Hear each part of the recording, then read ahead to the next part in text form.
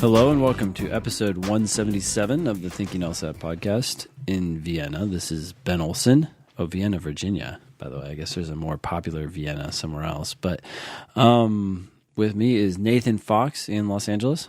Yeah, how's it going, man? You're sick, huh? Yeah, I'm sick. That's a bummer. Catch it from your kids? Yeah, probably. I generally blame them for most things that are, sick related. Yep. Yeah, this sickness is weird. I mean, it's not really early right now. It's 12:30, but if you had talked to me like 3 hours ago, I'd just be like all clogged up. So it's bad in the morning, and then by class time at night, I'm feeling good. This has happened like 3 days in a row. So I go to bed thinking I'm cured, and then I wake up the next morning worse. Yeah, that's a bummer, man. I'm sure. Yeah, dear listeners, thanks for hearing that. But that's my situation. So I'm feeling good right now. I'm gonna be better by the time this show is over. Nice. Yeah. Well, we have a lot of exciting stuff going on. You're coming out to DC. Yeah, I'm coming soon. I'm coming this weekend. When this podcast goes out, some of you, I'll be in DC when this podcast is airing. Yeah.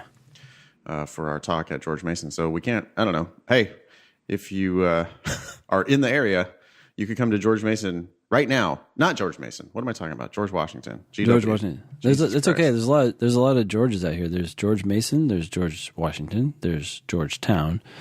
Yeah. Anyways, I wonder why that would be. I don't know. A lot of Georges in our history. I guess that was a joke. We're off to a rocky start this morning. I'm taking you very literally, Nathan. Well, I was just thinking, I was actually getting kind of meta into that. I was like, I guess George was a popular name back then. I mean, I knew it obviously relates to George Washington. It's 100% because of George Washington. That's well, the of only course. reason. Well, wait, no. So George Mason is a different guy. Well, of course, George Mason, but all the Georgetown, it's George Washington. Come on. Well, okay. So I was taking your question seriously. I was thinking George must. Oh, because then you had King George too, right? Yeah. So, anyways, trying to figure out why that was a popular name.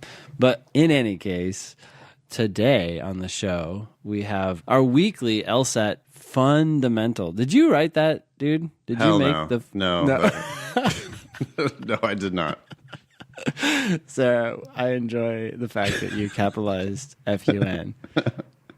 I don't know if our fundamentals are fun, but I hope that they are. I hope that everything about this show is fun on some level. It's useful. We're going to talk about reading comprehension today. It's going to be great. We could call it a use-demental. Oh, boy. Jesus Christ. All right, what else are we talking about? Oh, okay. We'll keep going. An early decision reminder from Liberty University. That sounds strange. A question on retaking the LSAT. We're going to talk about a request for logic game help. And a thank you from a student, okay? A GPA addendum review. And if we have time, we're going to tackle some questions from LSAT India, questions 10 and 11.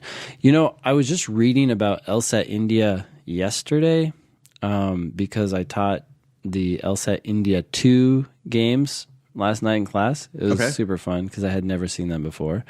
Did worlds for all 4 of them, by the way.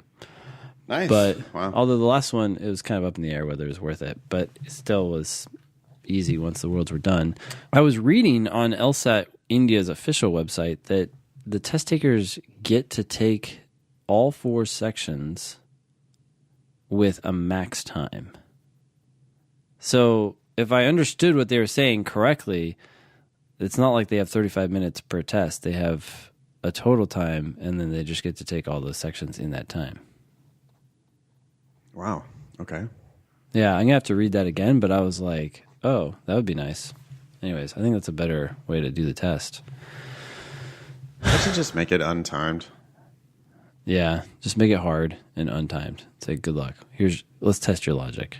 Yep. All right. Your English and whether you've prepared or not. I mean, they'd have to make it a little harder, but they could make it untimed. Yeah. And that would solve the whole weird accommodations shit. Anyway. Yep. Although some people, they'd come back and they'd be like, I need more than a day. And you're like, okay. Email the show at help@thinkinglsat.com. If you do, please send us your selfies. You don't have to, of course, but we love to see them and post them with the show notes if we can. There's all sorts of ways to listen. You can listen through iTunes, of course, Spotify, YouTube, Stitcher, and if you want, thinkinglsat.com. Yeah, we noticed people on the Facebook group asking if the podcast was available on Android. And it was like, oh, shit. What? You don't know how to get the show? I mean, Android people, I think a lot of people, they use this app called Stitcher to listen to podcasts. But we are also on Spotify. So there's a million ways to find the show if you're interested. Yeah, and YouTube, too, if you have to. Yeah, it's pretty much totally universal. Yep. We forgot to pimp the Vegas class.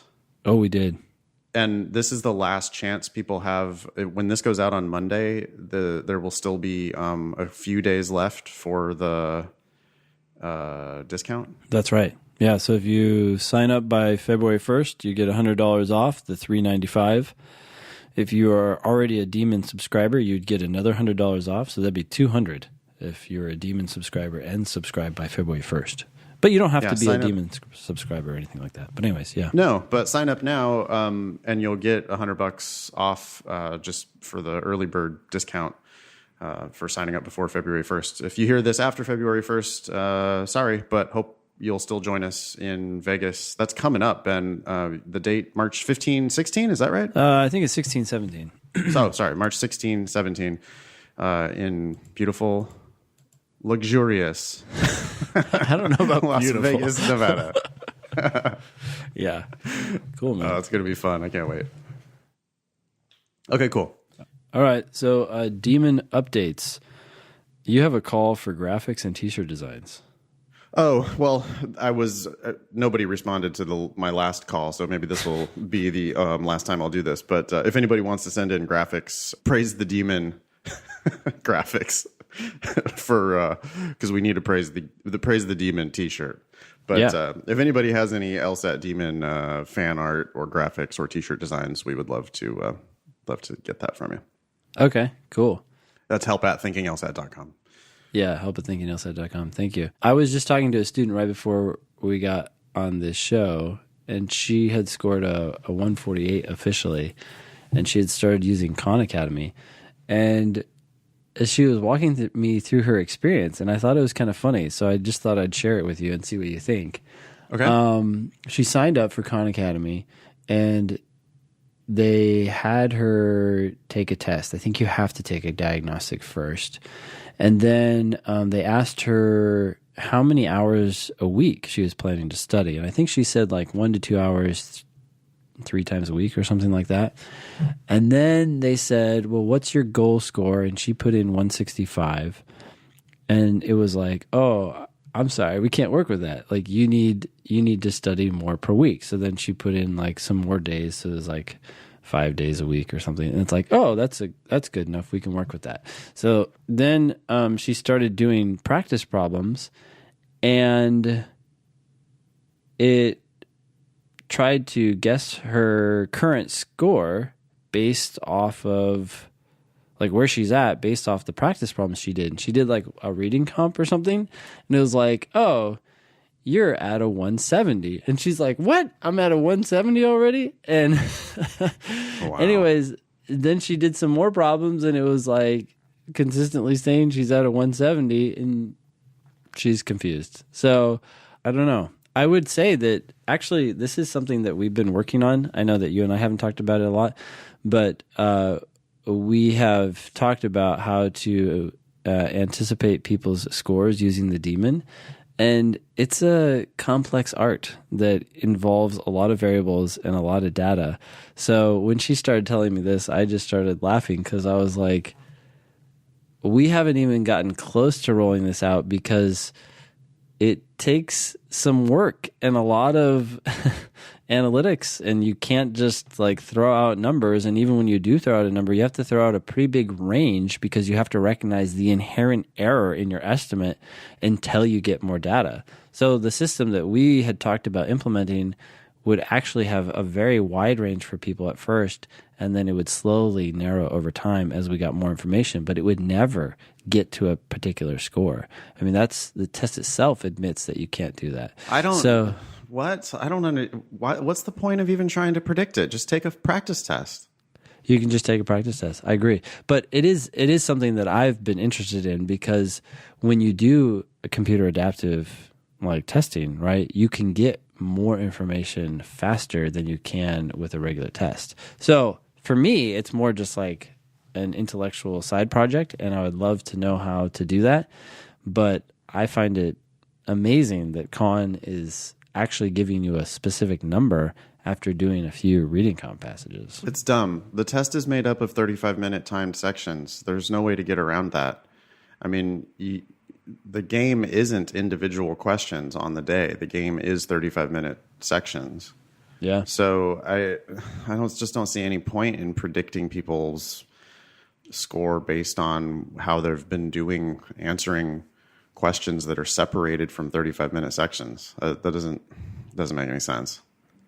And that's dumb. That's my opinion. You said you wanted my opinion. I gave it to you. I appreciate it, dude. I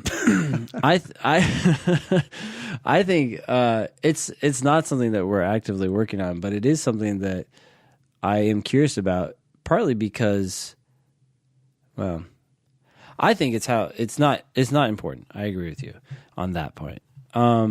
But that's how I think the LSAT should be done. Like, of course, that's how the LSAT should be done. That's not how the LSAT is done. So who fucking cares? I don't know. I'm glad you have an intellectual side project thinking about it, but it just I don't see any point in doing that for the Demon until the LSAT decides that that's how they're going to score it, which they probably never will, right? I mean, well, yeah, I still think there's value, because like if eventually, this is a long ways down the road, but if we could kind of anticipate that as people are studying, then I think the Demon can do a better job of figuring out what they're good or bad at. Like, we need that data to see how it's working. So I'm going to keep looking into it. But anyways, that's my update on Khan. Yeah, that's bizarre that Khan is telling her that she's scoring 170. That's just that's ridiculous, basically. Yeah, which she wasn't even doing timed shit, right? It does time. I think it does time you, and it like estimates based on the time that you've spent doing that question. I see. Okay. So LSAT fundamentals. Yeah. Reading comprehension. Yes, we're going to talk about reading comprehension today. I was thinking about it as we're, creating this new joint curriculum together. I was thinking about how to sort of restructure what I want to talk to people about in their LSAT studies, what I want to talk to them about first. Yeah. Reading comprehension, I think, in a way, and I mean, we're going to talk this out together, you and I, right? Mm-hmm. But reading comprehension seems... I have less to say about reading comprehension than I do about any other section of the test. I spend less time on reading comp in my live classes than I do on any other section of the test. Mm-hmm. But what I have to say about reading comprehension, I think it has application across all sections of the test. Because the one really important thing I want people to wrap their minds around is that lawyers read and understand everything. And the reading comprehension section of the LSAT is, it might be the most difficult test of reading comprehension that most people probably have ever had in their life. Mm-hmm. They are testing your English, for sure. They're testing your vocabulary, for sure. But they're also testing your patience, and they're testing how serious you can be. They're testing how detail-oriented and how serious you can be. And it's funny to me that lesson actually pays dividends, but I have students all the time who improve dramatically on reading comprehension because I have yelled at them about taking it more seriously and like trying harder, basically. Yeah. And it's just like, it's not okay to let your eyes glaze over and not understand what you're reading on the LSAT. Yeah. And people do it on reading comp. They get bored, essentially, and they just tune out of the passage, and they just keep reading the passage, and they get down to the end of it, and they basically have no idea what the passage was about. And then they either reread the whole thing, in which case that's a huge waste of time, or they just start trying to answer the questions when they don't even know what the passage was about. And then all the questions are bewildering, right? Yeah. And if you're going to do that on reading comp, then people also do that same thing on logical reasoning. Oh, what's this one about? Oh God, and they just like kind of they let themselves get bored. Their eyes just kind of glaze over. Yeah. And then even on the logic games, there will be, they'll just misread a rule, or they'll misread a question. Mm-hmm. Or there'll be some complicated setup. It's some game that it's unfamiliar, and they read through it too quickly, and they just don't like really parse what it's about. Mm-hmm. And then they just start trying to answer questions without like really reading and comprehending. Yeah. So I don't know. What do you think about this? Like, I like the idea of talking to new students about reading comprehension first. In a way, it's the most familiar section. I mean, it is the most familiar looking section as well. Mm-hmm. So there's a benefit there. I don't know. What are you thinking? Yeah, let's see. So historically, I've always talked about the games first because that's what people are most worried about. Yeah. To your point, though, should we talk about reading comp first? Maybe so, in the sense that it's easy bang for your buck, right? You don't have to say that much, and then people can take that advice and start implementing it right away while you continue to talk about games and logical reasoning over a longer period. Yeah, and maybe get them tuned into the idea that, like, hey, guys, you're going to have to get serious about this shit. Like, look at this. You know what's up. It's read a passage and answer questions. You've been doing this since literally grammar school. Mm-hmm. But grammar school, what's that? Or elementary school? Yeah, okay. Don't people say grammar school? I don't know. I don't know. Yeah. But you've been doing this your whole life, basically. Yeah. And so, look, it's familiar, but hey, look at this passage. Wow. Do you see how it's like really poorly written? Do you see how it's got like really hard words? Do you see how it's about topics that you maybe don't give any shit about? Okay, well, let's talk about how we're going to have to get our teeth into this test and make it easy on ourselves by really engaging. And I think if I can teach people that early on, then I think good bang for your buck makes a lot of sense, Ben. That like if you can get to where you start getting them all right on the reading comp, because you just are doing the work, mm-hmm. then I think that it could be a big benefit in all the other sections as well. I do think it is the section that's most indicative of your success in law school. I could believe that, yeah. Just that, and then second place would be logical reasoning, because you do so much reading in law school. So when someone is reading a reading comp passage and they're having trouble identifying the main point or explaining to me what is going on, and I'm thinking to myself, this is 15 sentences. What are you going to do with a case from the 1800s that's 2 or 3 pages? Yeah, just what are you going to do with the unending mountain of documents that you're about to experience for the rest of your career? Yeah. So anyway, when it comes to this, I think it's important to recognize that you do need to get into it. And you talk about people glossing over or saying that they got bored. It's understandable, I think, because so many people do it, and these are sometimes boring topics, but they are only 15 to 16, 17 sentences. And you've got to stop. You've got to take the path of most resistance, not the path of least resistance. This is a test that's going to dramatically affect where you go to school, how much money you get.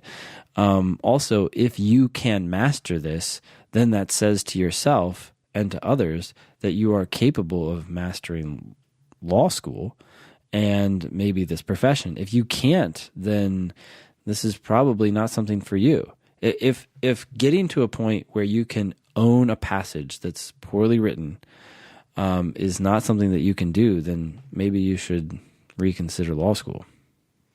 Yeah, there's a reason why law schools will give tens and hundreds of thousands of dollars of scholarships for people with high LSAT scores. And that is that high LSAT scores indicate that you're smart, serious, hardworking, and going to be a kick-ass attorney.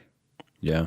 Given that, what are some concrete steps that people can take to get better at reading, at focusing, at understanding? Right. I think the first thing, what I was going to say is I want you to take it. I want you to decide that you're going to take this seriously because this is the beginning of your legal career. Like you have to read this like a lawyer. You have to read it like this is an attorney. You have to take it seriously. Yeah. So the one thing I say in my classes a lot is pretend you're at a law firm. I gave you this document. I'm your boss. I gave you this document and I asked you to read it to tell me what they want. Why does this document exist? Why is this document in our law office? And so your goal when you're reading the passage is just to figure out what they are trying to sell. Why did this document come into existence? What are they trying to convince us to do here? What's their opinion? What do they want? And I like that path of most resistance idea, Ben. Oh, thanks. I think the way you get there is by stopping frequently and checking in and making sure that you're understanding, especially at the beginning of the passage. Mm-hmm. You teach it that way? I do, yeah. I teach it as an upside-down triangle. There's more effort up front, and as you own it, it starts to get easier as you go. It gets dramatically easier as you get down to the end of the passage. When I'm at the end of the passage, I find myself going, oh, yeah, I knew you were going to go there. Okay, yeah, I see. I get it. Because I've followed along with the argument. Yeah, I would just add to that. It gets dramatically easier as you get closer to the end of the passage if you put that effort in up front.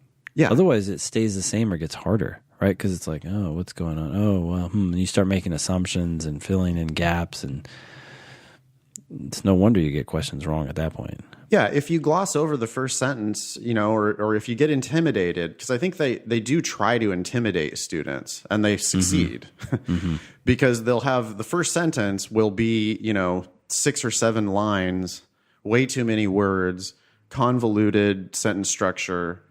Probably also a word or two that you might not know. Mm-hmm. You don't have to know every word. There's words on every LSAT that I don't know, because especially in the reading comp, because they'll be talking about some like esoteric topic that I've never even heard of before, right? Especially like on the science ones, there's definitely words I've never heard before. But they normally explain unfamiliar vocabulary, or they just go ahead and define words a lot in the reading comp. Yeah. But anyway, that first sentence, they're doing it on purpose to try to see if you will give up, basically. Mm-hmm. Will you tune out? Can they make your eyes glaze over? They're trying to put you to sleep. And so you have to resist that. And the way we do it, I never learned this, nobody ever taught me this, but I noticed myself doing it. Is that I read and I stop and I think about it for a moment. And I think that's just really the superpower on reading comp. It also, I do that on logical reasoning too. Basically, just anytime you need to stop, you should stop.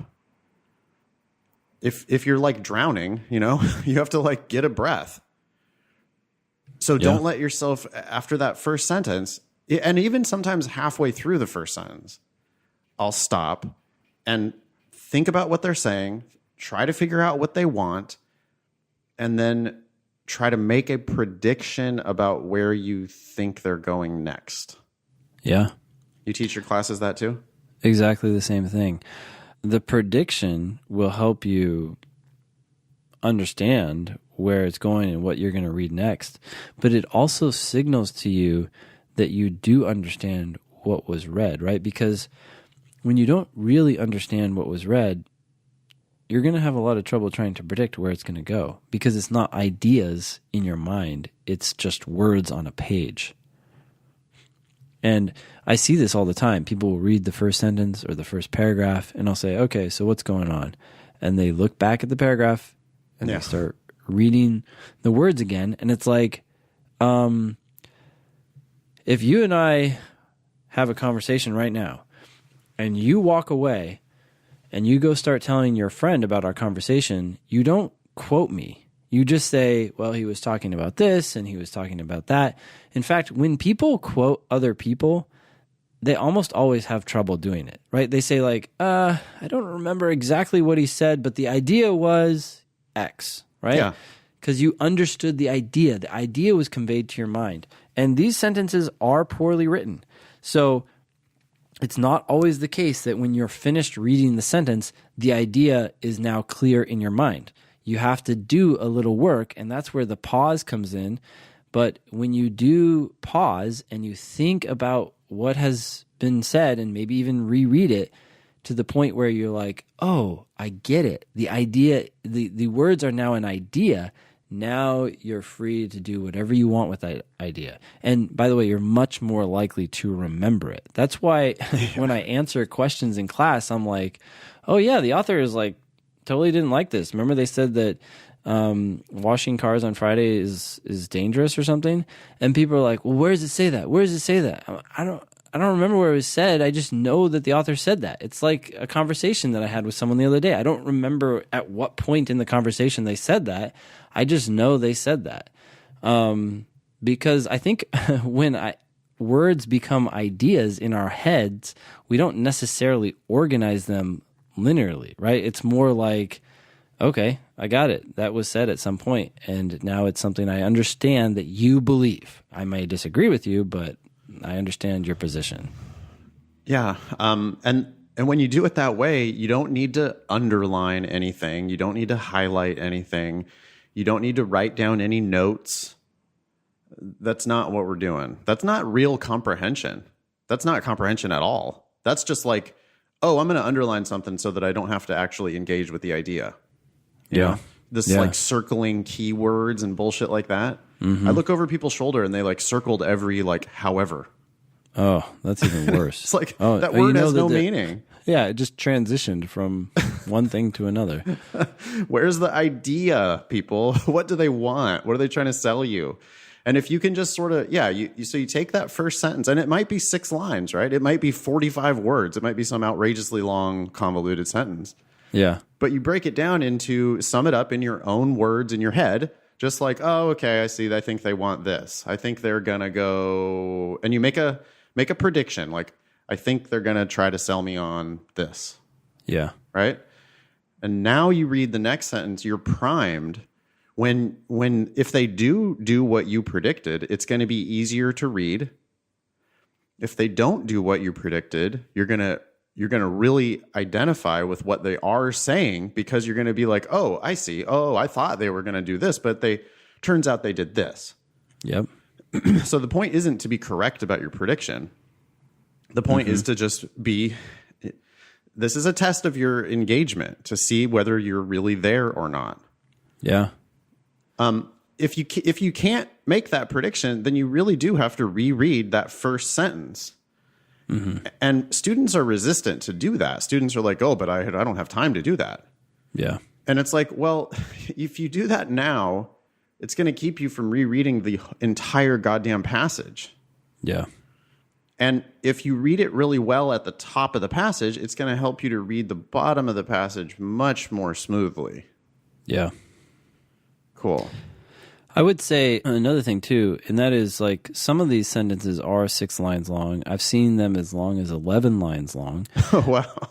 Yeah. And when they are that long, that means they often have several independent clauses. They may have 2, they may have 3.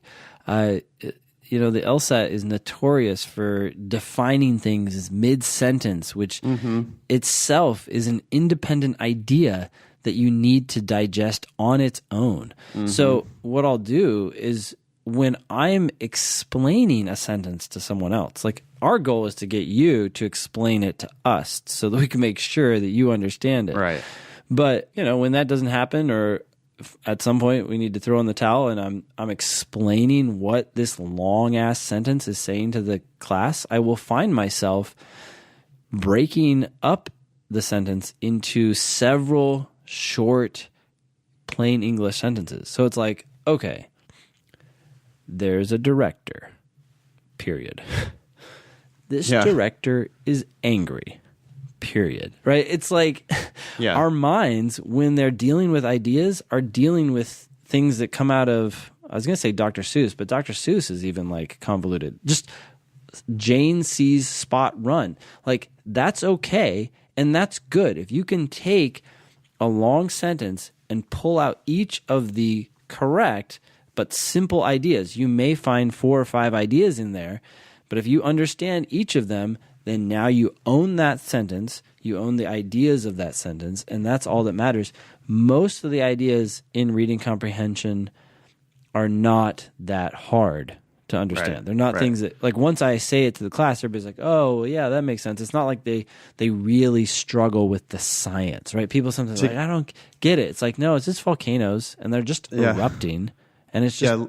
Let me give a simple example that always springs to mind is that one passage about lichenometry. Yes. Right? Yep. Lichenometry, Lichen-ometry, lichenometry. And it's like, okay, that's a word that no one has ever seen before. Yep. But in the very beginning of that passage, so people get real intimidated. Oh, shit, oh, no, I'm just going to skip this passage. Yeah. Okay, well, look, they define the word lichenometry. What lichenometry is they use lichens. Lichens are something that you probably studied in junior high, but if you didn't, lichen is a fucking plant thing, right? Who cares? It's not even material. I didn't even know what lichens are, but you can figure it out based on what they say the lichens do. You're like, oh, it sounds like moss. It's a very slow growing, whatever, plant creature thing, right? Sure. Okay? And lichenometry is they're using these plants, lichen. They're using the lichen. What are they using the lichen for? They're using the lichen to date rocks or date earthquakes or some shit like that, right? Mm-hmm. And okay, well, why are they telling me about this? Oh, they're telling me about this because they want to tell me that it's a better way or an additional way or a new way of doing geology shit, like dating things.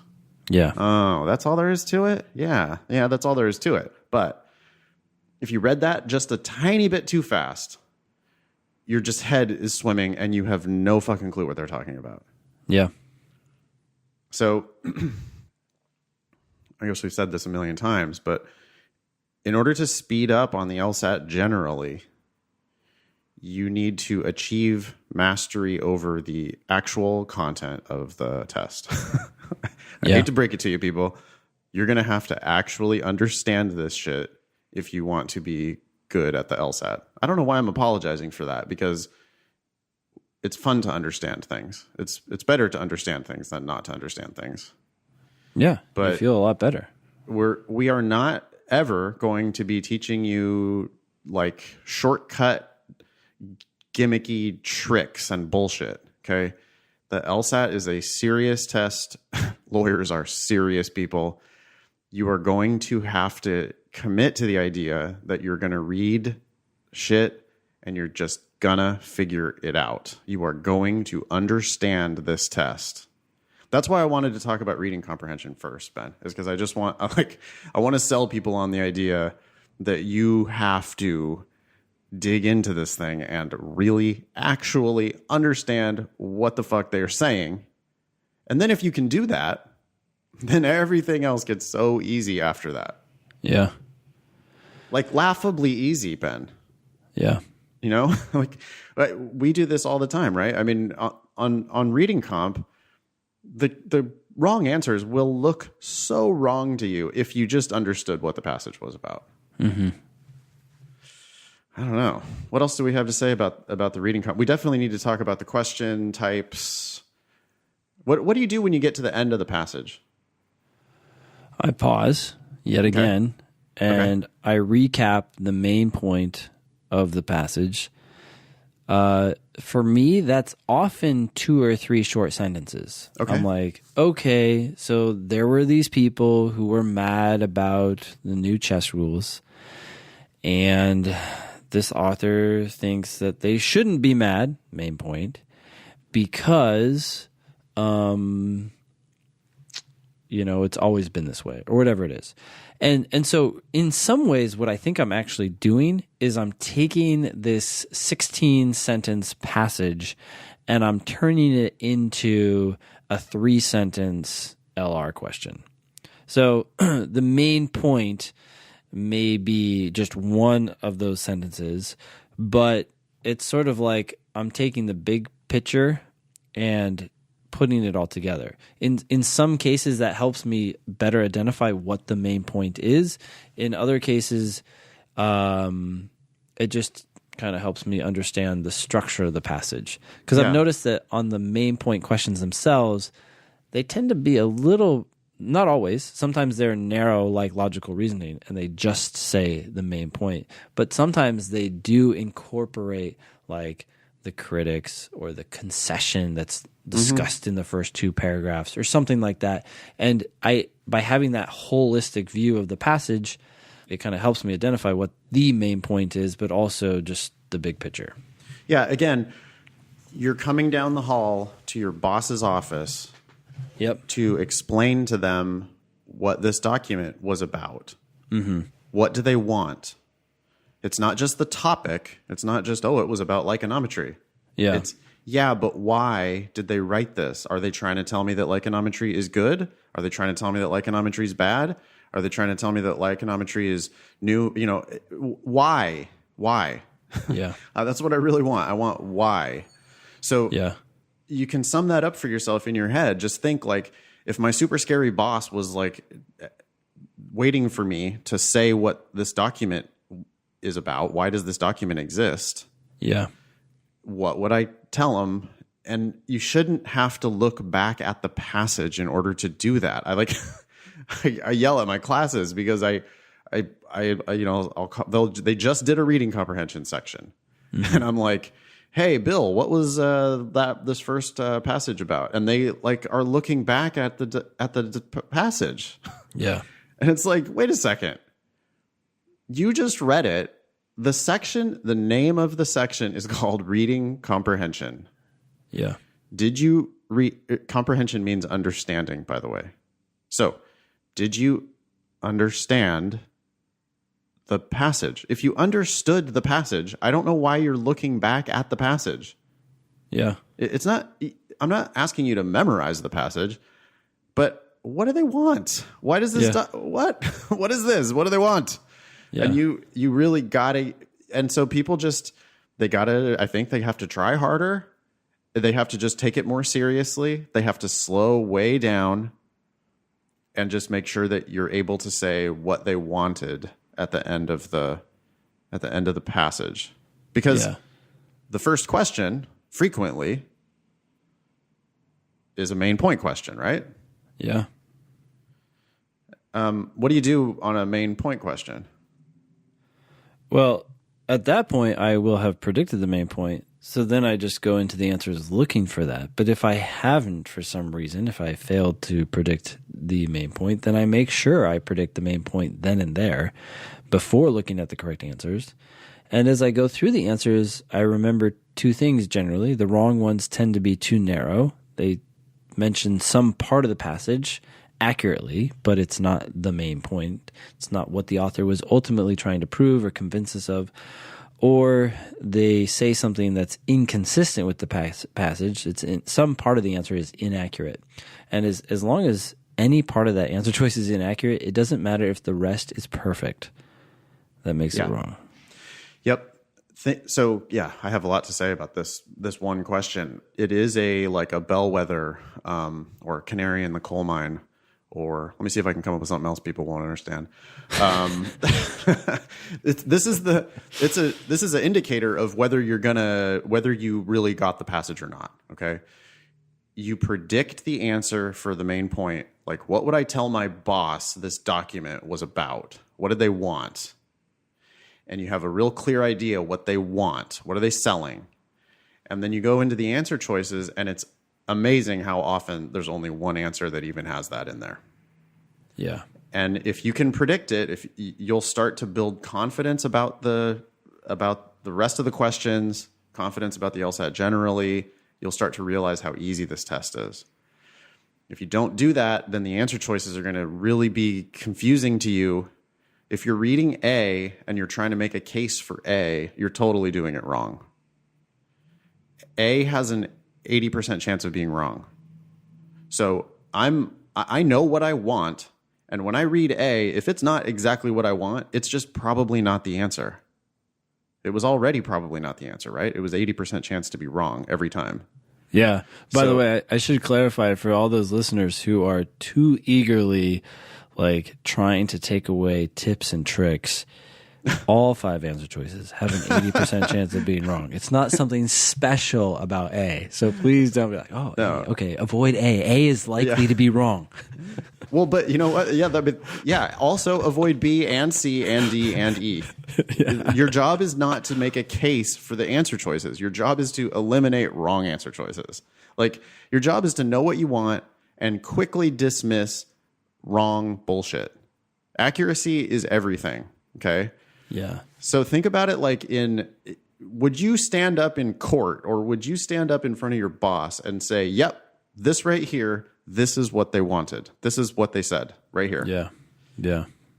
Anything different from what the passage said is out, right? It's just like, no.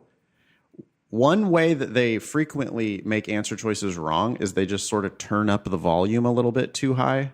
Mm-hmm. Overstate it. They'll just oversell it. Like, it'll just be stronger than what the passage actually said. That can't be the answer because that's not what they said. That's you making shit up now if you pick that answer, right? Yeah. So anything different or extra is out. And then Ben, you pointed out that they will frequently, the wrong answers will have part of the argument, but not actually the author's like opinion, like what they wanted. Yeah. So it'll be like one of their reasons, but it won't actually go far enough to say, and here's what they were trying to sell you. Yeah. Cover up the answer choices, though, and make a prediction before you get into those answer choices, because otherwise they're going to really confuse you. Mm-hmm. All right. What else? What other? After we do that, what other types of questions do we find? Oh, so really quick, just going back to predicting the main point. Oh, yeah. I would say that when you get to the end of the passage, it's very easy to skip this step because you read it, you understood maybe the last sentence that you read, and then I say to people, hey, what's the main point? And you have to think a little bit. And you're like, okay, so the main point is, and that takes mental effort. And so people say, I don't got time for this. It's not even about time sometimes. It's just, you want to take the path of least resistance. And going back to that idea, no, dig in, take the path of most resistance, because ironically, the path of most resistance is the path of least resistance in the long run, right? Like, force yourself to go down this muddy road for a half second. And once you do and you figure out that main point, it may take you 30 seconds or a minute the first time, or maybe it takes you 3 minutes because you realize you weren't paying attention enough and you need to reread the passage. That's a lesson you need to learn right now. And then once you get better at predicting that main point, it's a skill that you'll develop and you'll be so much better at reading comprehension generally. And so what happens is people, when they take the path of least resistance and they skip this step, they get into the question. It says, hey, what's the main point of the passage? And again, they're like, oh, Nathan and Ben said to predict the answer, but that takes mental effort. So they don't do it. They just say, ooh, I'll just read the answer and I'll see if that one sounds like something that, oh man, like that's probably 98% of test takers when they first start studying for the LSAT. They don't know anything about the test, and it's just like, what's the question? What's the main point? I'm not sure. Let's see. A? That kind of sounds like that could be the main point. Well, it's a path that's so tempting because in the short run, it's so much easier. It's easier for someone to throw something at you and say, does that sound right? Does that sound right? And then you can just be like, yeah or no. But it's not really developing your reading comprehension. You're like getting good at something else. Well, that's also how you can miss 4 questions in the same passage, because they ask you, there are far more main point questions than you think they are, than people think there are. Like, they're like, oh, well, that's the main point question, and then these are all these other questions. Well, not really, because they're testing your reading comprehension. So there are detail-oriented questions, but there are also many questions that are just related to the main point. There's hidden main point questions all over the reading comprehension. Yeah. It's basically just, did you get it? Did you follow the argument? Do you understand what the hell they're trying to sell you here? Yeah. When they ask you for the author's primary purpose, well, their primary purpose is to prove their main point.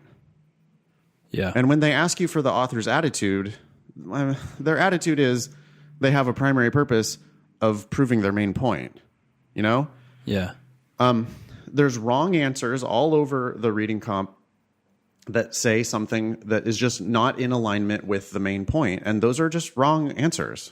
It's simpler than people think, but they have to take it more seriously than they think, because it's on you to comprehend it. If you go into those answer choices, what happens on the main point question, people, if they're doing it passively, right? And we're really trying to teach you to do the entire LSAT actively. We want you to be on offense, not defense. If you do it passively, you go into the answer choices like, well, these will explain it to me. They will frequently explain it to you incorrectly. Yeah. And if you miss that, so you can pick a wrong answer on the main point question, and now you now think that was what the passage said when it's actually not. That was just, you now have an understanding of the passage that has been tainted by this wrong answer that you engaged with on the main point question. Yeah.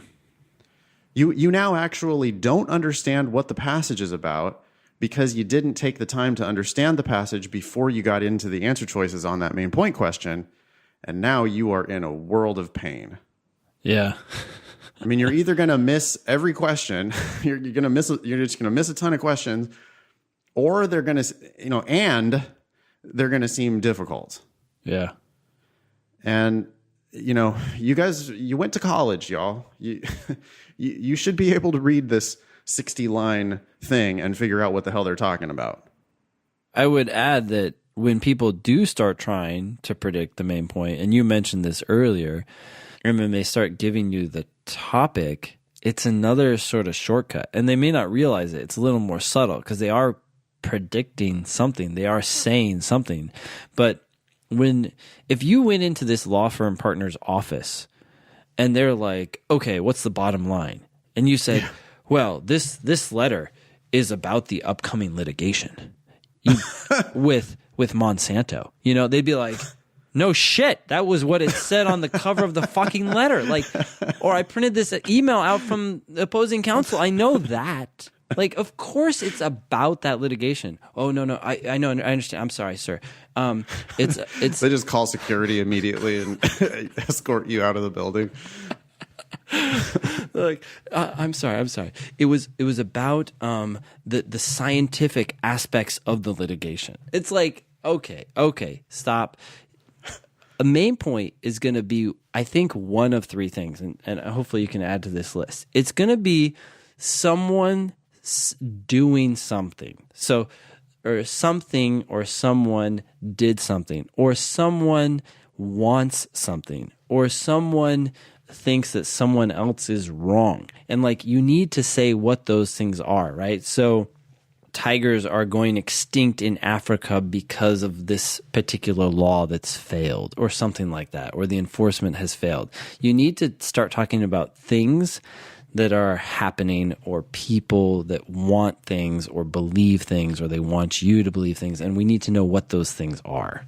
I don't know. That's what I'm trying to get beyond just it's about X. If you hear yourself saying it's about X and the X is just a singular noun, that's a problem. Yeah, it's like topic is good or bad because, right? Like when you really boil it down, really very frequently, if it's about a person, it's like, oh, I want to tell you about this amazing person who did these things, which are new and interesting in this way. Yeah. That's a really common one. Mm-hmm. Another common one would be like a problem that people are trying to solve, and here are, a couple different approaches to solving it. Yeah. Yeah. And almost always there will be some sort of an author's opinion in there. Mm-hmm. Mm-hmm. Like, well, I like this one better than that one because of these reasons. Yeah. Or neither of these are perfect, so maybe we need to create a third way. That would be what they in that case, that's what they really came here to tell you, was that there should be this other way. Yeah. Okay. Yeah. What other types of questions do students encounter?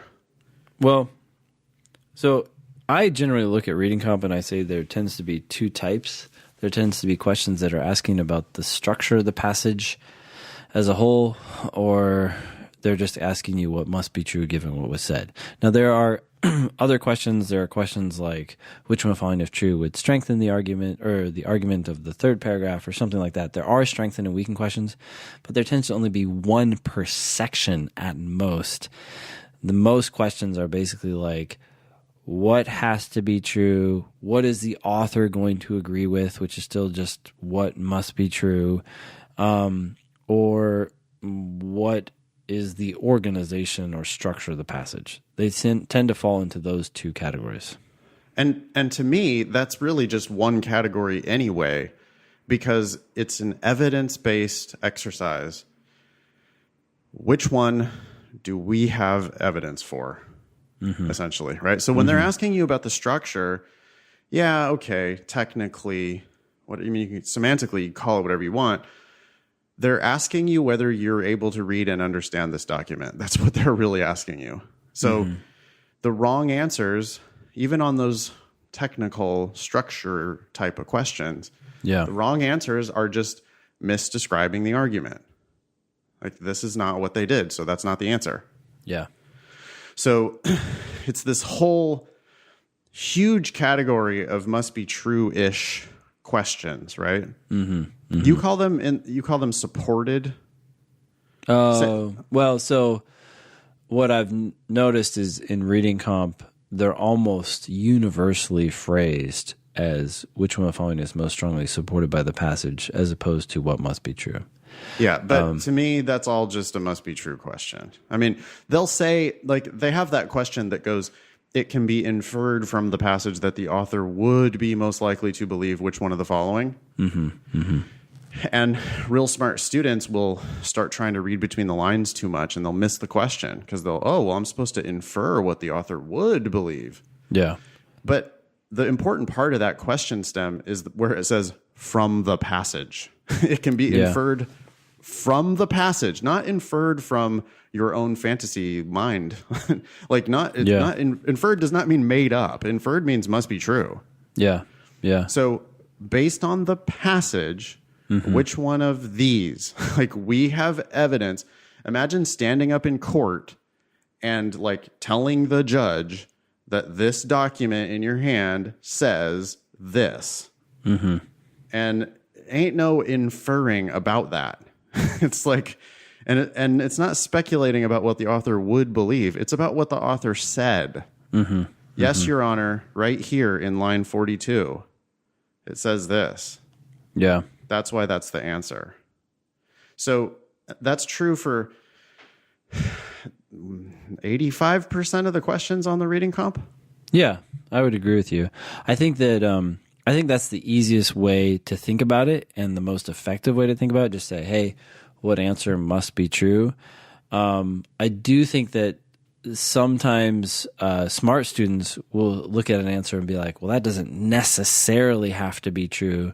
I was like, yeah, you're right. But it's the one answer that has very good evidence for it. The other answers don't have evidence for it, or maybe even counter evidence in the passage. Yeah, if you had to pick one, I mean, you do have to pick one, right? We're supposed to pick the best answer. Yeah. So one of these, you're going to eventually go, well, okay, I could have a quibble with it. That's good, actually, if you do. That means you're really tuned in and you're really being critical of the answer choices. Yeah. But these 4 are worse. I mean, I can't pick that because it's opposite of what the passage said. I can't pick that because it's too strong. This one's also too strong. Yeah. This one's just irrelevant. It's not even what the passage was about at all. Yeah. This one, though, because it said this in the passage, this one has support from the passage. So that's the one. Yeah. And you shouldn't have to go back to the passage very often. How often, Ben? I go back probably once or twice per passage, probably once. And it's usually to confirm that an answer is correct. Okay. Right? Like, it's like, whoa, this answer seems right, but it says most. I don't remember it being true for most of these gazelles. And then I go back to the passage and it's like, usually. I was like, oh, okay, it was. It was for most of these gazelles. Okay, yeah. That's the answer. Or, nope, it's not most. I knew it, and that's why this answer is wrong, and some of the answer might be correct. Cool. I guess the only other question type that I would really want to talk about is they will sometimes ask you to strengthen or weaken. Mm-hmm. Yeah. Normally that's to strengthen or weaken a position that was taken somewhere in the argument. Now, it's not like strengthen or weaken the main point. Yeah. Yeah. Normally. But it's like someone was building an argument at some point during the passage. They described someone doing an argument. And it'll say, which one of the following would lend the most support to the contention in line 42? Mm-hmm. And at that point, you're going to go back. You're not going to probably remember what was said exactly in line 42. So you're going to, I mean, we're not memorizing line numbers, right? Yeah. So we probably have to go back to the passage to reread. Oh, right. I remember this was the point they were trying to make. Mm-hmm. And then how do I strengthen that or how do I weaken that? Yeah. You got to read that question real carefully to make sure that they're not just asking you to describe the argument. Most of the questions are asking you to just describe the passage. Which one did the passage do? Yeah. But when you read carefully, you'll see that sometimes they're asking you to support something that was said in the passage, strengthen or even weaken something that was said in the passage. I would say those strengthen and weaken questions tend to be among the harder set of questions in reading comp. They're very rare, but they tend to be some of the harder questions. And I think they tend to be some of the harder questions because people don't take time to clearly identify what they're trying to strengthen or weaken. Without that clear idea of what you're trying to strengthen or weaken, it's very easy to be tempted by answers that are strengthening other parts of the argument. Because the passage is long. I mean, it's got 16 sentences. Which one are you going to strengthen? Which idea are you going to help?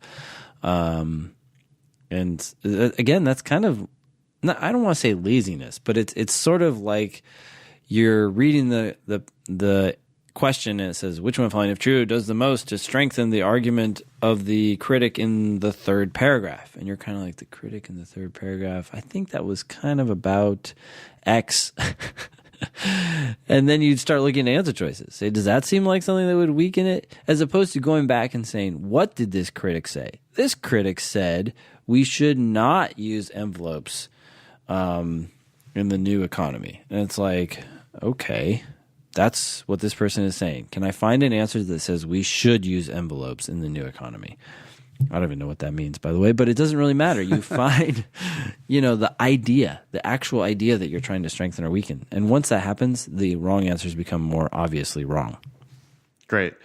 Talk about section, like when we look at a reading comprehension section, we have 4 passages. So I need to make sure that I race the clock, right? 8 minutes and 45 seconds for each one. Yeah, I mean, if you hit the 8:45 and you're not finished, just go to the next one. Yeah. And if you finish early, just hang out. So on the LSAT overall, we are not racing the clock. We are not trying to do each one of these passages in 8 minutes and 45 seconds. We are trying to do our work, the work of a lawyer. We're trying to do that work accurately because we don't get paid if we don't do it accurately. Yeah. Right? I would much rather you do 3 passages with high accuracy than 4 passages with shitty accuracy. Mm-hmm. Yep. You're not getting paid if you don't get the right answer. So you have to get the right answer before you move on to the next question. And you have to get the right answers for all the questions in one passage before you move on to the next passage. Yeah. There are 4 passages in reading comp. There's 27 questions normally in reading comp. There's a lot of points available. Mm-hmm. You can score 20 points on the reading comp pretty easily by only doing 3 passages. Yeah. Right? If you do 3 passages, get them all right, and guess on the one passage you didn't read, that's going to be more than 20 points. Yep. And so you got to be honest with yourself. If you did all 4 passages and you only got 15 points, I see students do that all the time. And it's a tragedy because you could have done less work more accurately and gotten paid more for it. Yeah. Anything about should what do you think about, should they skip around in the reading comp? Should they scan the topics before they decide which one they want to do? No. So we might slightly disagree here. I'm okay with someone doing passage 1, doing passage 2, and then if they're the kind of person who should be doing 3 passages and not 4, then if they read the first sentence of 3 and they're like, oh, I absolutely hate humanity topics or whatever, and this is clearly humanities, I'm okay with them skipping and doing 4 because I don't know that there's necessarily going to be much of a difference. What I don't want people doing, though, is spending a bunch of time on the 3rd passage and then deciding, oh, I'm out of here. Like, it's either commit or commit to something else, and you can't don't skip make this the a first. Process. No, right? We're not skipping the first ever. Yeah. I mean, first sometimes passages, it's been hard, but that's rare. Yeah, first passage tends to be the easiest one. We're going to for sure do that one and get all those points. And then if you are a 3 passage, no, I think we agree perfectly, Ben. If you're a 3 passage type of a person, which there's no shame in that, by the way. You can be successful on the LSAT with only 3 passages. I mean, you're not going to, Harvard, Stanford, Yale, but you can get a 165 with only reading 3 passages. Yeah. It's real hard to get 170 with only 3 passages. But if you are a 3 passage type of person, you can skip the 2nd if you hate the topic. You can skip the 3rd if you hate the topic. But remember, you're only going to get 1 skip. Yeah. Right? So I really don't want you to skip the 2nd passage and then look at the 3rd passage and go, oh shit, I don't like this one either. And then go to the 4th passage and then come back later to the 2nd passage. Now you're just dividing up your attention too much. Oh, yeah. So you got to take the passages one at a time, and you basically just have to get them all right. And you're allowed 1 passage skip if you're only going to do 3. Yeah. Do we need to make any comments about?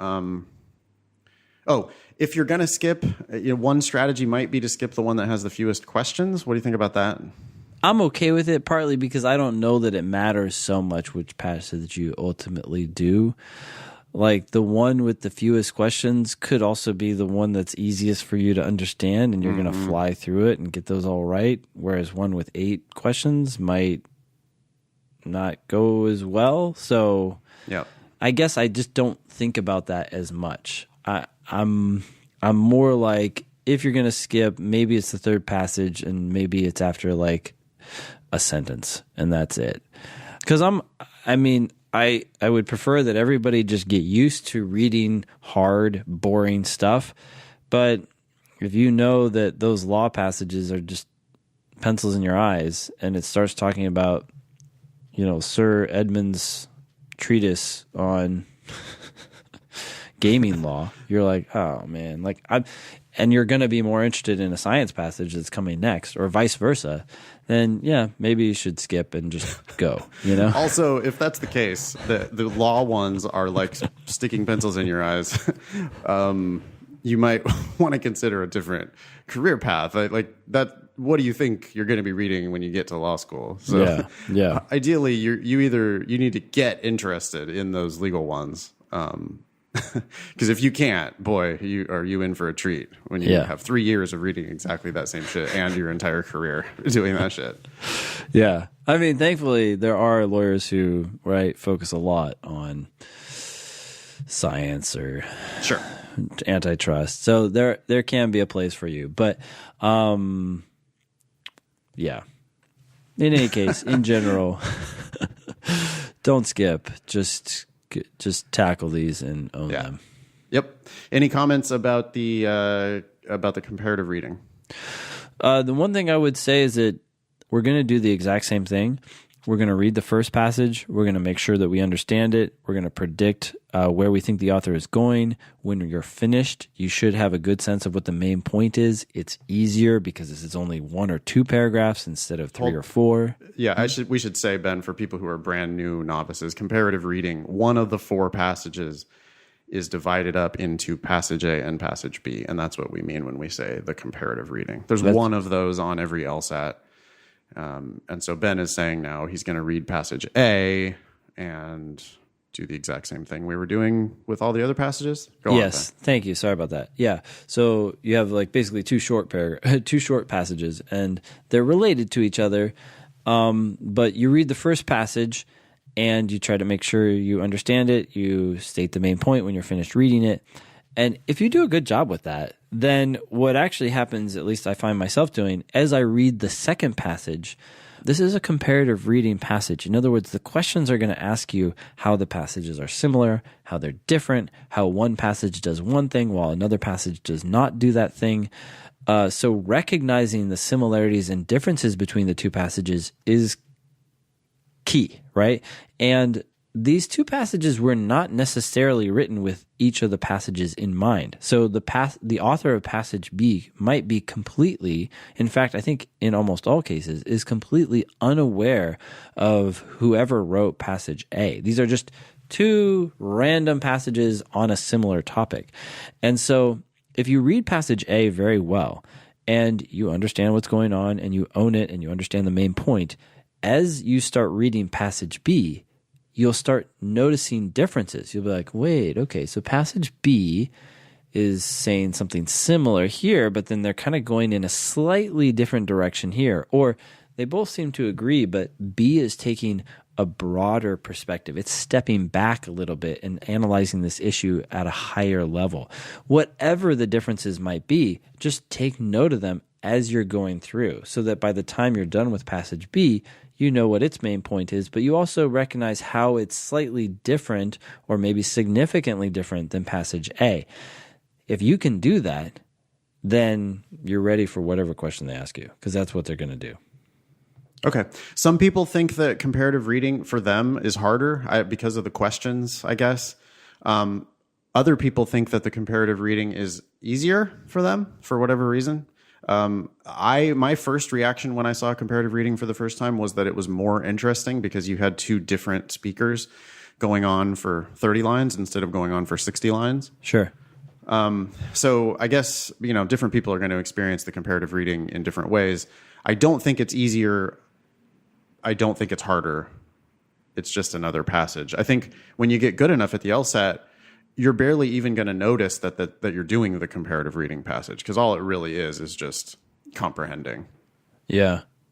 Yeah. I mean, some people might find it harder or easier, but I think the challenge with that is that you don't really know until you've done a ton of tests, because how do you know that it was the comparative nature that made it easier or harder? Maybe it was just the topic. Just like, I thought passage 2 was a lot harder than passage 3, and both of them are not comparative. Both of them are single passages.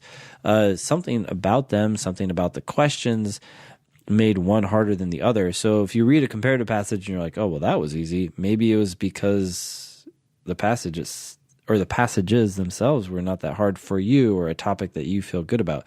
So you really have to see that consistently over time. And I think that people are notoriously bad at that. People do two tests, and on both occasions they score worse on their second LR section, and then they start asking like these general questions about the LSAT, like, is the logical reasoning section at the end always harder? And it's like, no. Well, I consistently score worse on the second LR section than the first. And it's like, how many tests have you taken? 2. Okay. Yeah, and even if it was 5 or 10, that's still not enough data. I mean, hey, you're smart. People are smart. They're good at recognizing patterns, right? You just have to be real careful not to get trapped into seeing a pattern that doesn't actually exist. Well, and a little side note here, it's great that you can recognize patterns before they may actually be justified, because maybe there's not even really a pattern there. You just think there is. You probably do that because your ancestors who could do that are still alive. And the ones who couldn't recognize that, when the grass is moving, that means there's a fucking tiger there, they're dead. And so, some people, you can have false positives and you're still alive. You can't have what is it? True positive? True negatives. I don't even know. Like, if you don't think that, you're like, no, I don't think there's a tiger there. We can't tell just from this one instance that a grass moving is a tiger. Well, those guys are dead, right? Those analytical idiots. So I can understand why people jump to these conclusions, but you have to be careful, at least when you're trying to do the test. Okay. I want to say one final thing about reading comprehension, which is just the way we go fast is on the questions themselves, and the way we're able to go fast, specifically on the wrong answer choices. When you're looking at the passage and the questions on reading comp, most of the words on the page, like half of the words on the page are locked up in the wrong answer choices. Yeah. And I'm going to read the passage carefully enough, and I'm going to read the question carefully enough that I'm going to be able to make a prediction. I'm going to know what I'm looking for. And then I'm going to seriously disrespect the wrong answer choices, because 4 out of 5 answer choices are wrong. So I'm going to expect them to be wrong, and I'm going to very quickly skim through answer choices to find the one and only one answer that I will then read very carefully to make sure it's correct. Yeah. Before I pick it and move on to the next question. So I'm putting in the work up front, reading the passage. Then the questions become very easy, and especially it becomes really simple, trivial to dismiss wrong answer choices, which are just completely off the rails and like not even about, they're like just totally misdescribing. It's like they have the words from the passage, but they don't have any meaning that's related to the passage. They're just garbage. Goodbye. Yeah. And that's how you end up going fast. That's my final remark on reading comp. You can close it out if you want. Amen. Beautiful. All right. So that's LSAT fundamentals on reading comprehension. That was great. Okay, cool. Yeah. Want to move to the rest of the agenda here? Okay, go for it. You want to read this one? Sure. Dear Catherine, the early decision deadline is fast approaching. Complete your law school application by January 10, 2019, and you may be eligible for a $500 Barnes & Noble gift card. What? Oh my gosh. So this is, are you fucking kidding me? This came out, okay, this was sent on January 4th. They have 6 days. About an early decision deadline, which was January 10th, which is not early. And they're trying to entice her with a $500, a chance to win. You may be eligible for. Oh my God. What? Oh my God. The early decision application is available to students who wish to secure their seat in the class of, in the class of 2022. Oh, that's graduating class. So yeah, this is right now. Okay. On or before January 15, 2019. Applicants who are admitted under the early decision application will be notified of their decision and scholarship on or before January 10, 2019. Students who confirm on or before January 15, 2019 will receive a $500 gift card to Liberty University Barnes & Noble bookstore upon conclusion of orientation in August 2019. Oh my God. So you pay us $40,000. We'll give you $500 back, and you have to spend it at our bookstore. Yeah, that's five. How many books are they going to get for that $500? By the way, how many of their law textbooks are they going to get? Two. That's yeah, how many. two. $500. They'll get more than that, but I don't think so, Ben. Dude, are you serious? I was thinking like 100 a pop, maybe 150. No way, man. My No way? books. Wow. My books at Hastings. I would routinely be spending like almost $1,000 for a semester. Okay. Like it's fucking outrageous. It's so ridiculous. Also, the other scam about college, law school textbooks. Please, everybody out there, don't buy your textbooks. It's so dumb to buy your textbooks. You really don't need to. Just figure out a way not to buy your textbooks. It's ridiculous. They'll like have, oh no, we're using the 13th edition. Oh, really? The previous 12 editions? We can't use the 12th edition? Yeah. And it's like, oh no, and what did they add to it? They added like a couple of notes at the end of one of the cases or something. Yeah. Yeah. Oh no, we need to make sure that we're studying the most current version of. And then like, what is it? What are the cases that you're actually reading? It's like shit from the 1700s. It's like shit. It's like, yeah, okay, they did put, one or two brand new cases in the back or whatever, but you could just get those on the internet. Yeah. Anyway, don't buy your books. And also don't go to Liberty University School of Law. This is where is Liberty University School of Law? See, I just looked it up. The tuition is actually $35,000, so I wasn't too far off. Visit us. Oh, okay. Sure. I'd love to visit Liberty University Christian School of Law. It's in the Blue Ridge Mountains. Wow. All right. So if you sign up, you have to confirm. You have to apply, get admitted, and go to start their school. Yeah. And then at the conclusion of orientation, they'll give you a $500 gift card. This is after you've already paid your first semester tuition of $17,500. Yeah. The 500 is for the gift card. Yeah, yeah. That you then are going to go spend in the bookstore. Oh my God! All right. This is interesting. I'm looking at their website right now, and it's they have these pictures of students who look happy and they're going to orientation and stuff. It actually makes me feel a little queasy. I'm like, if I'm at all responsible for encouraging people to sign up for some school like this, I feel like I'm part of the big ploy.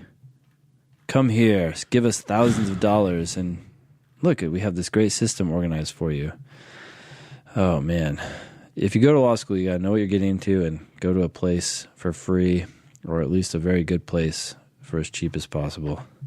Looking at the 509 report, 25th percentile LSAT 149, 75th percentile LSAT 156.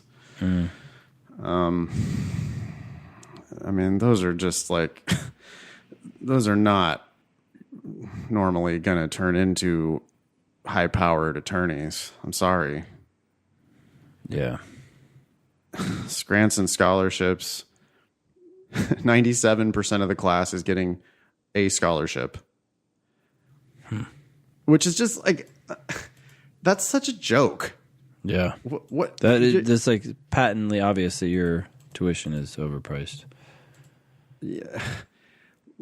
Less than half tuition, 14% are getting less than half tuition. I mean, those are the real suckers.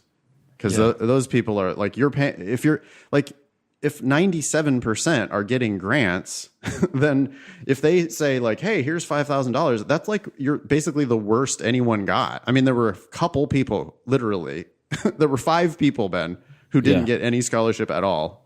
Yeah. And then there's another 23 people who got less than half tuition. Those are all the suckers. Like those are the people who are paying everything. Yeah. Then 120 people got somewhere between half and full. That was 71% of the class is getting somewhere. 71% of the class is getting somewhere between half and full tuition. 10% get full tuition. 2% get more than full tuition. 10% get full tuition. Wow. Yes. Okay. And 2% get more than full tuition. So the full and more than full is 12% of the class. And there's another, and then there's the 17% of the class that are really getting screwed. And then everybody else in the middle is paying like what the school actually costs, which is something like half about. Yeah. Their 50th percentile grant amount is $19,000, and they're giving grants to 97% of the class. So basically you just take the tuition of $36,000, subtract $19,000, and you get the actual cost of the school. Mm-hmm. Oh man. Which is $17,000. Just wow. Yeah, it's crazy. I mean, just to help anyone who's joining us now, Nathan's looking at the 509 report for the school. So you just Google Liberty University School of Law 509. It's going to be the first search result, and it's going to be a PDF. And you just go down and you start looking at the scholarship numbers. You can see exactly how many people were admitted, what percentage of them got scholarships, roughly how much scholarship they got. You want to know all this stuff so you can know that when you're going there, are you paying more or less than most people? By the way, transfers out 0. Oh, wow. That is surprising. Well, I mean, it's not that surprising. It's a shitty school. Like, one, you know. Like, I guess what I'm surprised about is like, wow, you're that shitty. I mean, because there's usually some people leaving, right? Yeah. Jeez. So this is a school where even if you are like at the top of the class, you're not going to transfer to somewhere better. Wow. Okay. You start at Liberty, you are going to finish at Liberty or, you know, drop out of school. Yeah. Oh, dear God. Okay. If someone's trying to give you, like, isn't that insulting? Would you not be insulted by that offer? It's insulting. I don't know if I'd be insulted. I'm not, like, insulted on a regular basis. It's just, no, but it's insulting people's intelligence. Like, a $500 gift card that I have to sign up to go to the school. I mean, you are paying for the gift card. Yeah. That's insulting, Ben. That's an insulting offer. That's fucking stupid. I thought it was going to be like, if you apply, you'll be entered into a drawing for a chance to win a $500 gift card. Yeah. That would be even less then I was insulting. Like, even then I was like, oh, great. So how many people are applying and what are my chances? But right. That would be like a different kind of scam. But this is just like, this is so ridiculous. Like, pay us $36,000 a year and we'll give you a $500 gift card. Okay. Yeah. Wow. That's a great deal.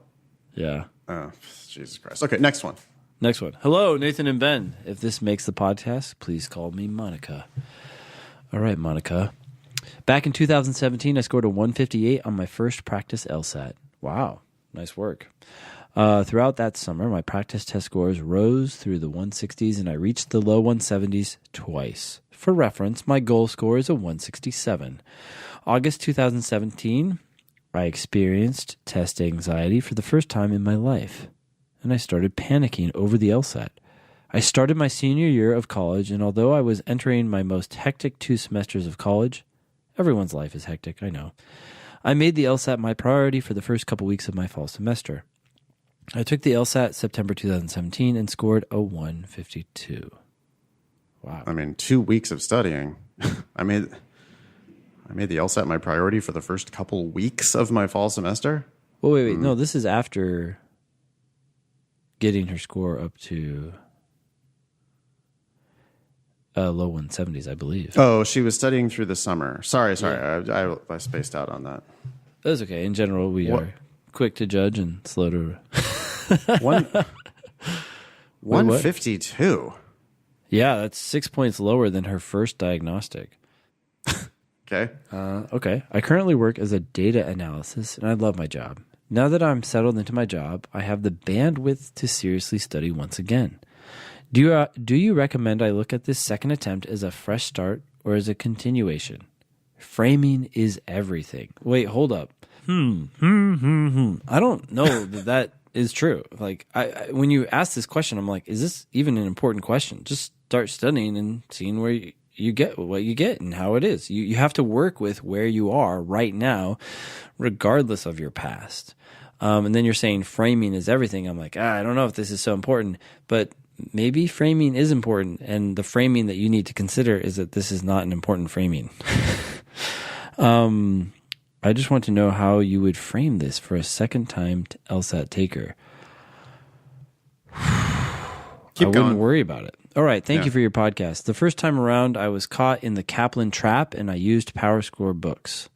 I only discovered your Thinking LSAT podcast and online resources a few months ago, and I intend to use the Demon this time around. Your guidance is much appreciated, and I hope you are able to get this question on Thinking LSAT. Best, Monica.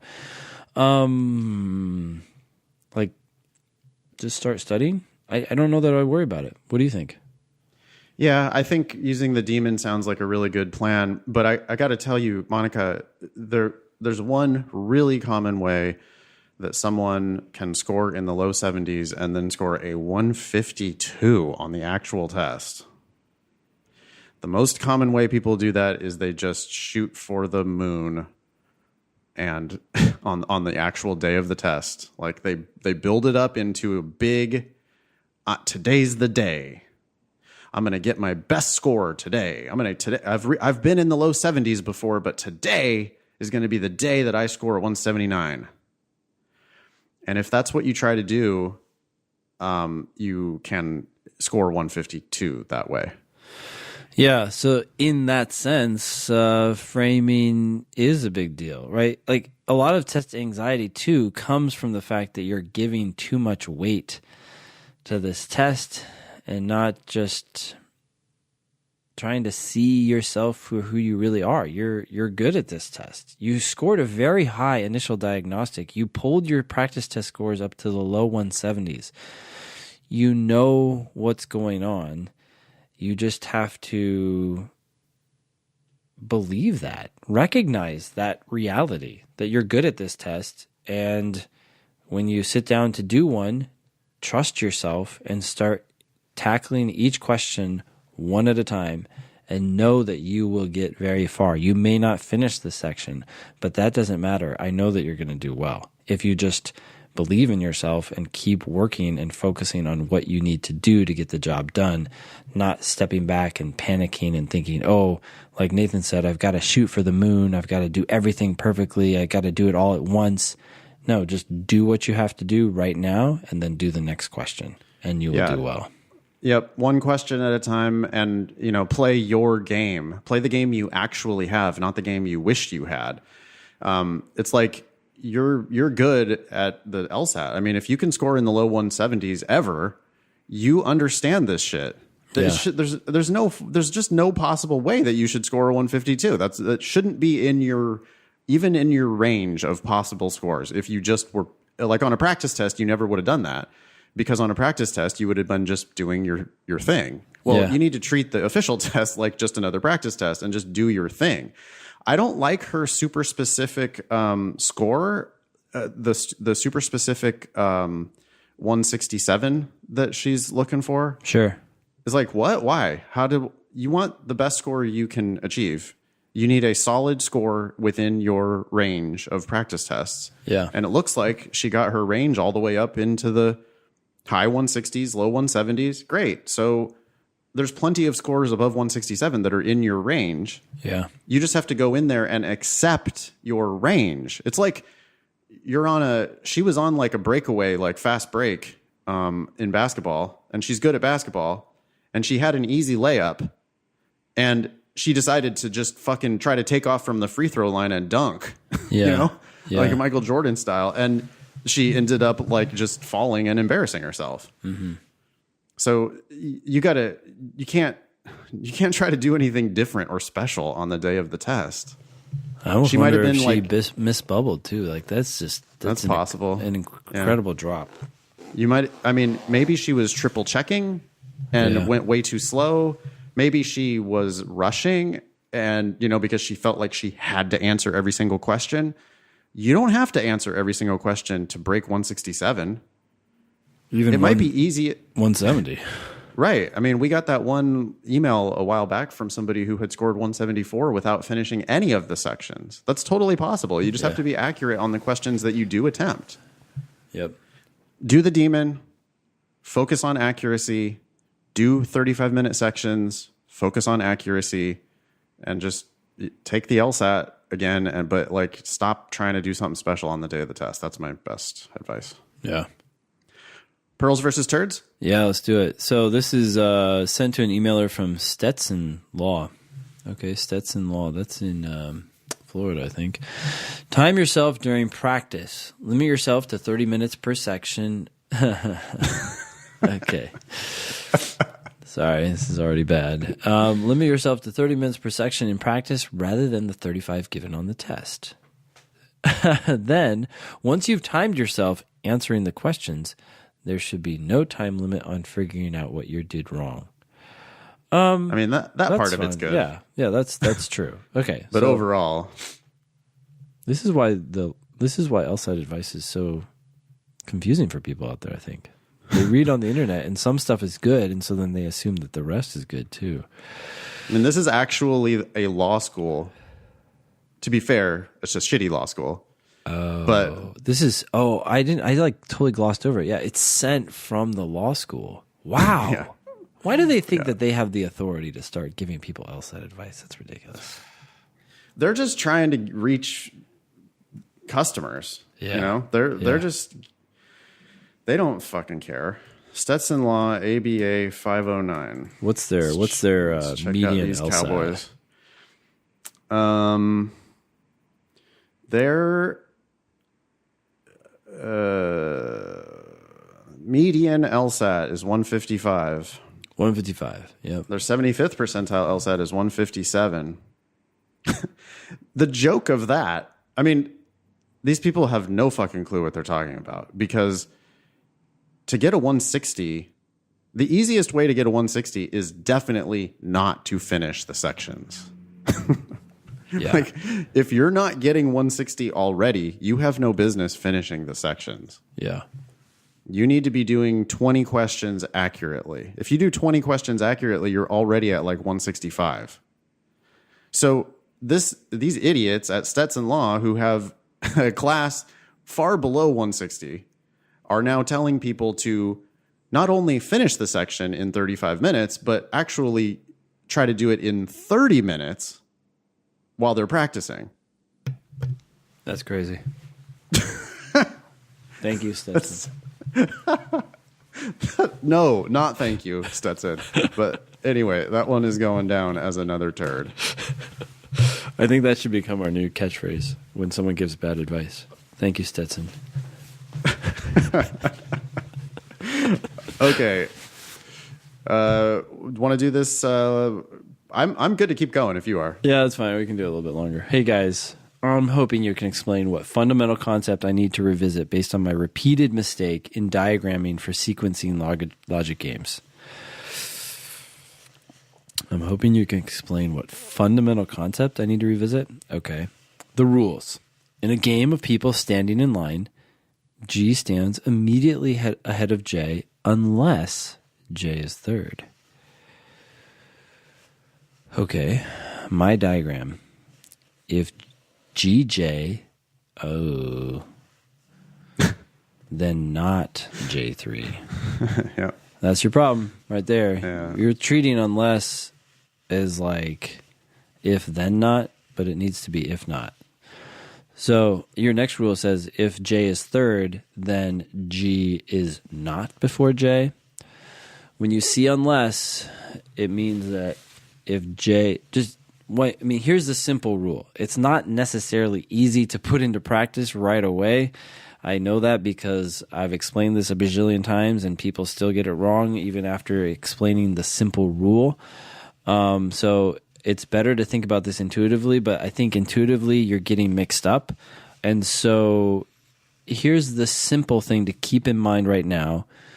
You can take the word unless and you can replace it with if not. So what this says is G stands immediately ahead of J unless J is third in line. So one thing you can do is you could say, hey, unless J is third in line. In other words, if J is not third in line. So I'm taking that clause that comes after unless, I'm making that my if clause, and I'm negating it. And I'm saying, okay, if J is not third in line, then I go back to the beginning and I say G stands immediately ahead of J. I don't negate it, but that's what you're doing here. You're saying, you're doing like two opposite things at the same time.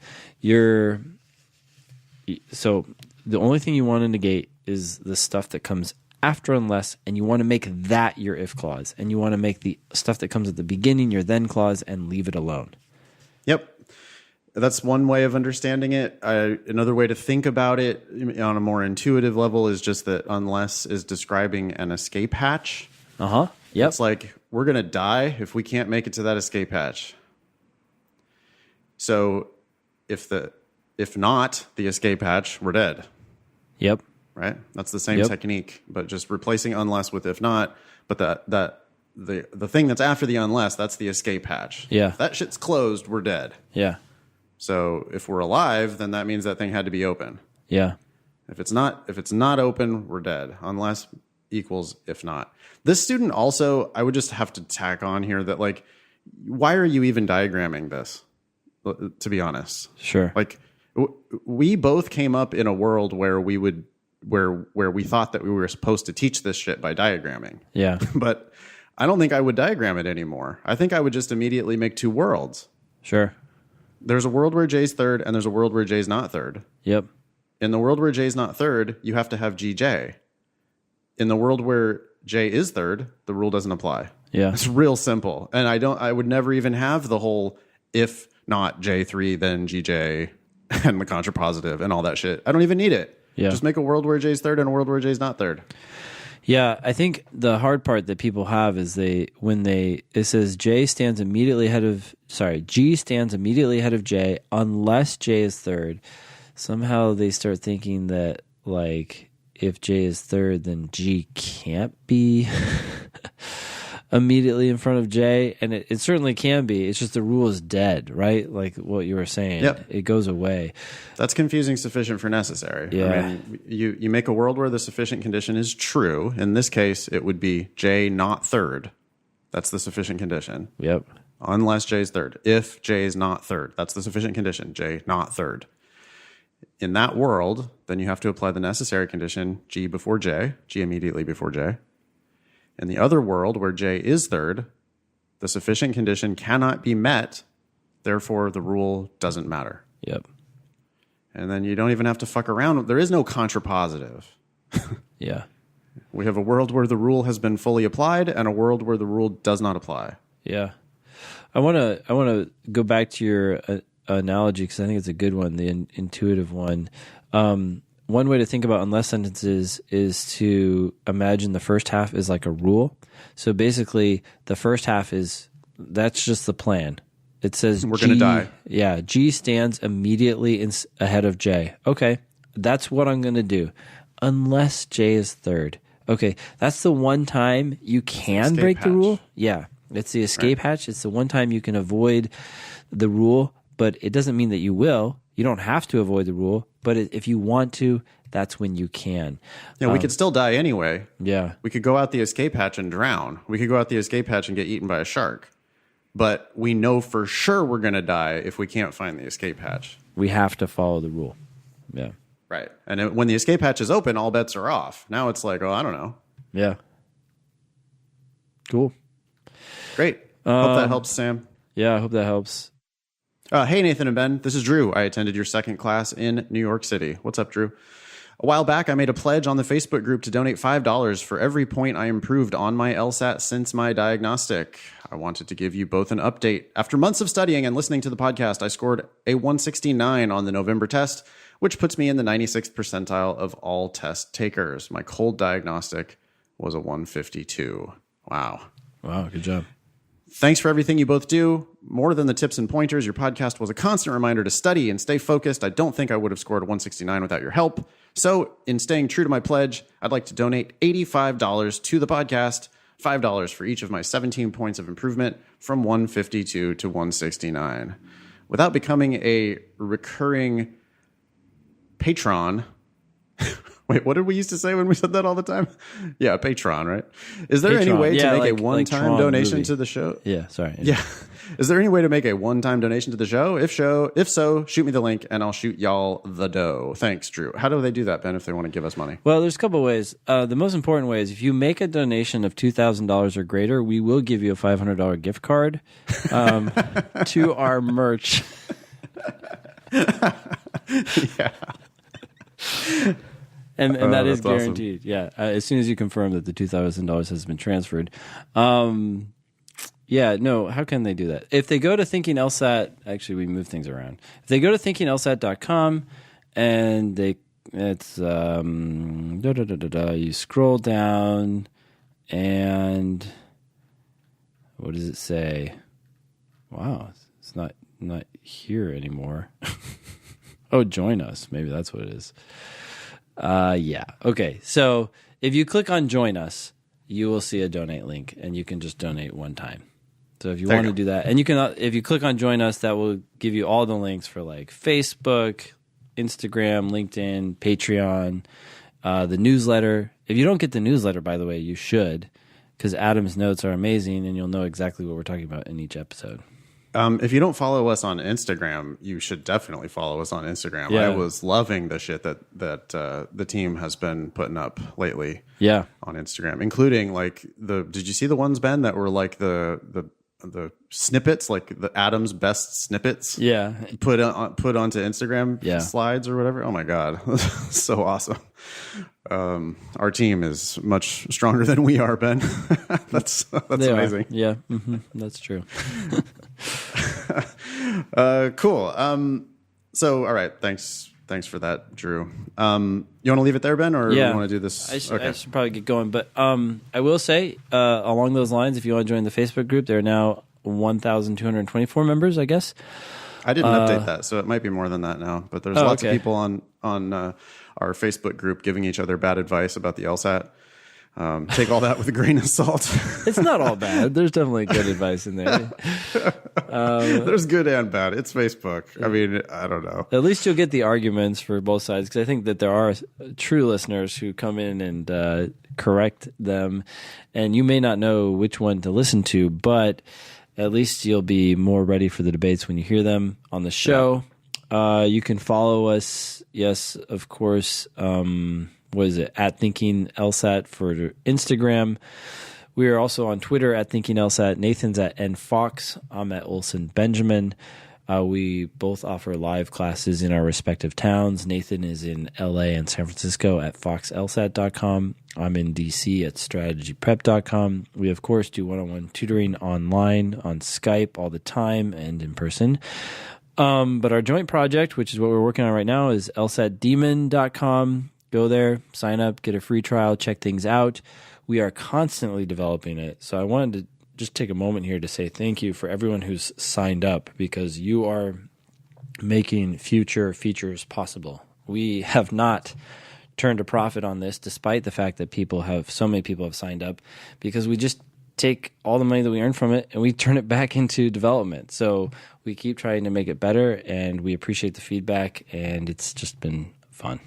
Yeah, thanks for asking questions. When you do the Demon, you will encounter questions that have explanations, both video and written, from me and Ben. We think it's the highest quality LSAT education you can possibly get. But there are also questions that don't yet have explanations. If you just hit the ask button and request it, we will be we will be creating new content all the time. I'm going to go do that right now. Sit down and write an explanation or two. So. By the way, thanks for doing that. I know that you've taken the lead on that, and I'm seeing more and more of those emails every day. Like, how many do we get a day? Well, people realize that they're like, I think people are realizing, holy shit, if I ask a question, I'm going to get an email from Nathan like 2 hours later. Yeah. with like a full written explanation. Yeah. So, I mean, that's not going to always be the case because I'm going to get inundated. But, you know, it's keeping me motivated to work and to create new good LSAT explanations. I'm also really enjoying encountering some of these questions from, you know, the prep tests in the teens and 20s. They're perfect, by the way. They're just LSAT questions. Yeah. You know, but it's all stuff I've never seen before, so it's kind of fun to tackle new questions in the same old ways. But definitely check out the Demon. Do the free trial at least. How can you possibly lose? And put me to work. Hit that ask button. Cool. All right. That was show number 177. Thanks all y'all for listening. Nice knowing you. Don't pay for law school.